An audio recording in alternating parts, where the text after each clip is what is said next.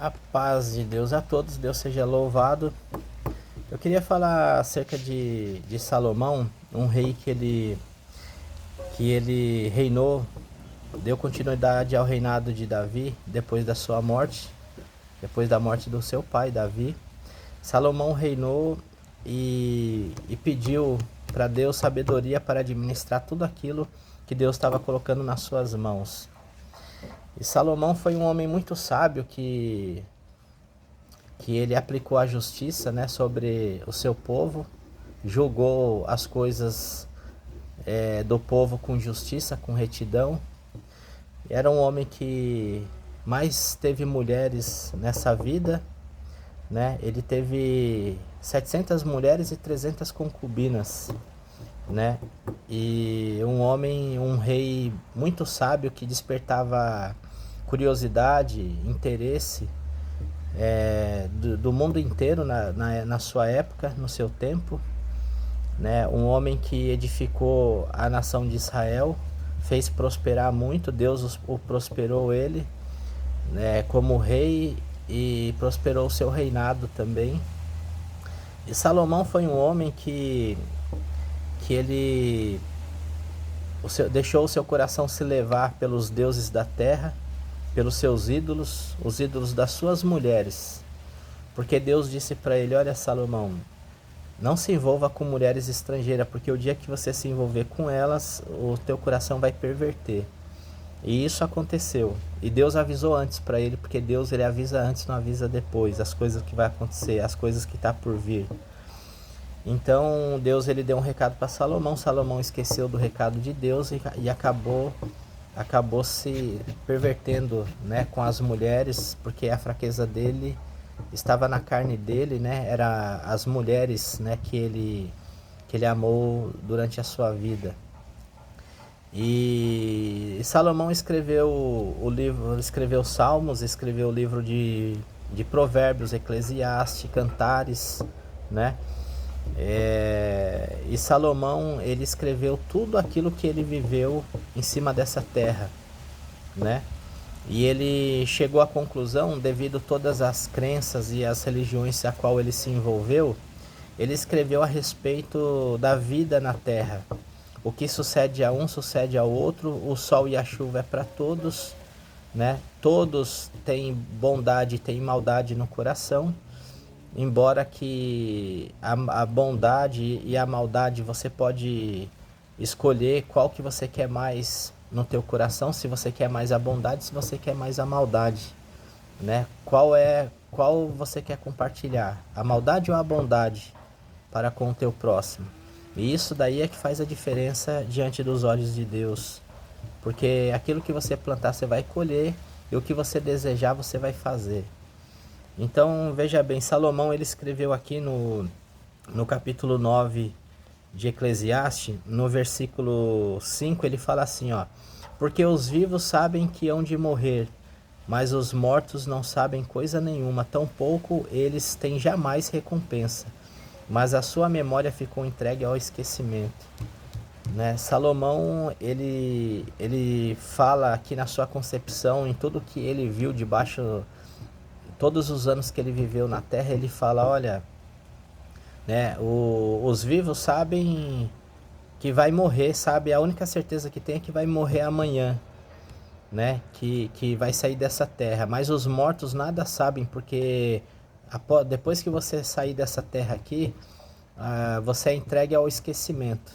Você vai para um lugar de paz, de descanso, aonde não terá ciência das coisas dessa vida, né? E nada disso vai, né, vai continuar com você. Nada do que você está levando daqui vai continuar com você, né? Diante dos anjos, no julgamento final lá, Deus vai apresentar as boas obras e as más obras tuas, e o que pesar mais é a que vai prevalecer na tua vida, né? E como se sabe o que você fez o bom ou o que você fez o mal? Porque muitas das vezes tem pessoas que fazem a maldade e acham que está fazendo o bem, e acha que é normal, e acha que tá aí, não pede perdão e não se arrepende diante de Deus, e continua a sua vida, né? E aquilo ali vai virando uma bola de neve, e de repente a morte vem para você antes do tempo, porque a Bíblia diz que o salário do pecado é a morte, né? E a vontade de Deus é que nós nascemos criança e morremos criança, exceto alguns a qual Deus tem uma obra, né? Tem um propósito pela família, pelo um conjunto de coisas, não por uma situação só, mas pelo um conjunto de coisas que acontece dentro da família, né? Naquela comunidade a qual a pessoa vive, né? Seja família, seja amigo, seja, né, independente do que for. E aí Salomão ele fala que nós temos que gozar a vida, né, que Deus nos deu, né, com sabedoria, né? E ele fala assim, ó, que nunca falte o óleo sobre a nossa cabeça.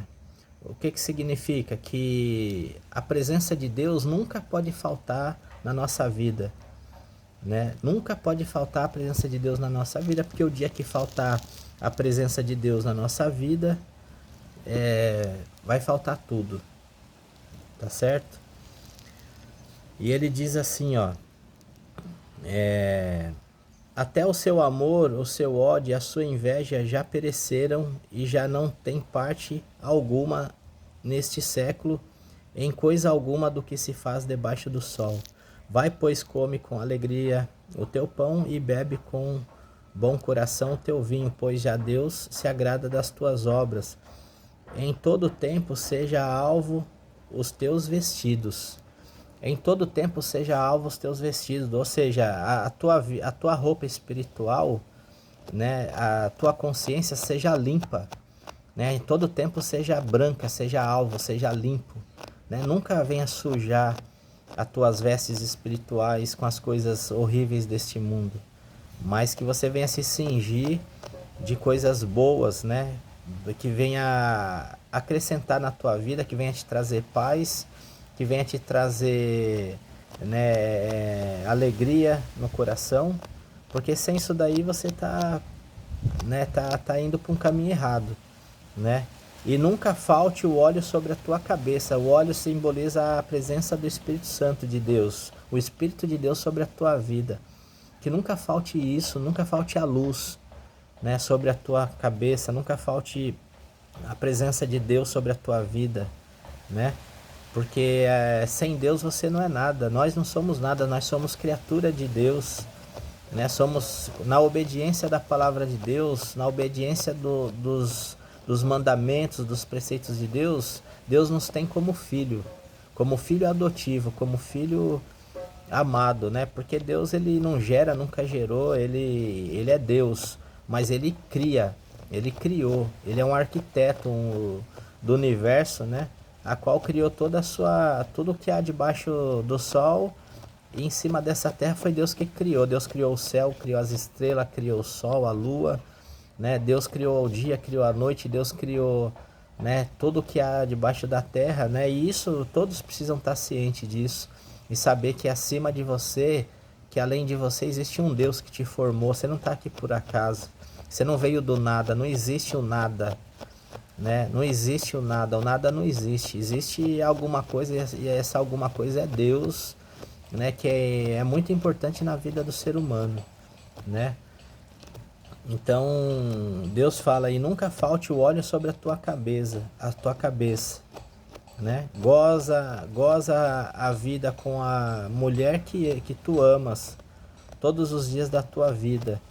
Ou seja, né? Seja feliz com aquilo né, que você alcançou de bom, né, com a tua esposa, seja feliz com os teus filhos, com a tua família, né? Porque essa é a porção do homem na terra, né? É gozar de tudo que o mundo, de tudo que o mundo colhe, né, de tudo que você planta e né, e que colhe, né?